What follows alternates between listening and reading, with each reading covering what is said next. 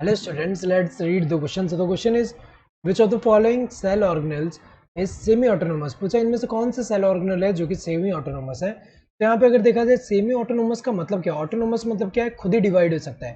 तो खुद डिवाइड होता है तो कुछ ऑर्गेनल है जैसे कि प्लास्टिड एंड माइटोकॉन्ड्रिया।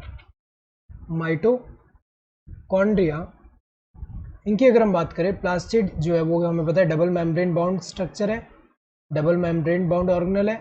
माइटोकॉन्ड्रिया भी यहाँ पे डबल मेम्ब्रेन है, आउटर मेम्ब्रेन ये इनर वाला ऐसा फोल्डिंग फॉर्म करता है जिसको क्रिस्टे बोलते हैं। तो अगर देखा जाए यहाँ पे इसका जो स्ट्रोमा है, स्ट्रोमा में यहाँ पे डबल स्टैंडर्ड डीएनए प्रेजेंट है, डबल स्टैंडर्ड सर्कुलर डीएनए। ये कौन सा डबल स्टैंडर्ड सर्कुलर डीएनए है। एंड इनके पास राइबोसोम भी है, राइबोसोम्स भी है। तो स्ट्रोमा में कहाँ प्रेजेंट है, स्ट्रोमा में प्रेजेंट है। ऐसे ही अगर हम देखें माइटोकॉन्ड्रिया में जो मैट्रिक्स है, मैट्रिक्स में इसमें भी क्या है, डबल स्टैंडर्ड सर्कुलर डीएनए है एंड राइबोसोम्स भी है। तो अगर देखा जाए इसमें डीएनए इनका खुद का है और इसीलिए अगर ये जो होता है ये सेल्फ रेप्लिकेटरी है, ये बाइनरी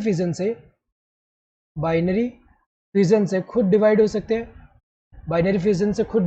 हैं, तो अगर देखा जाए खुद से डिवाइड हो सकते हैं, इसीलिए ऑटोनोमस बोल रहे हैं। और सेमी क्यों बोल रहे हैं, क्योंकि अगर देखा जाए ये डिवाइड तो खुद से हो सकते हैं, लेकिन कुछ प्रोटीन चाहिए होगा जो कि न्यूक्लियस है उससे जो न्यूक्लियर प्रोटीन जो होते हैं वो चाहिए होता है। जैसे कि न्यूक्लियस हमें पता है कि एमआरएनए जब न्यूक्लियस में सिंथेसाइज होगा वो आगे जाकर साइटोप्लाज्म में जो राइबोसोम है ट्रांसलेशन से प्रोटीन सिंथेसाइज होगा।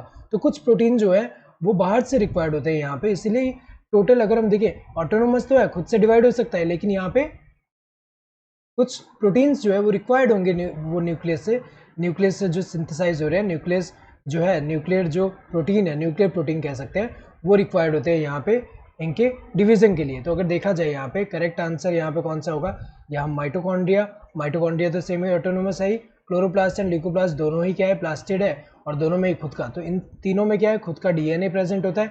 और जो ट्रांसलेशन प्रोटीन सिंथेसिस का मशीनरी जो है, क्योंकि राइबोसोम प्रेजेंट है तो प्रोटीन सिंथेसिस हो सकता है। So correct answer would be this fourth one, that is all of the above. Hope you understood the question. Thank you and all the best.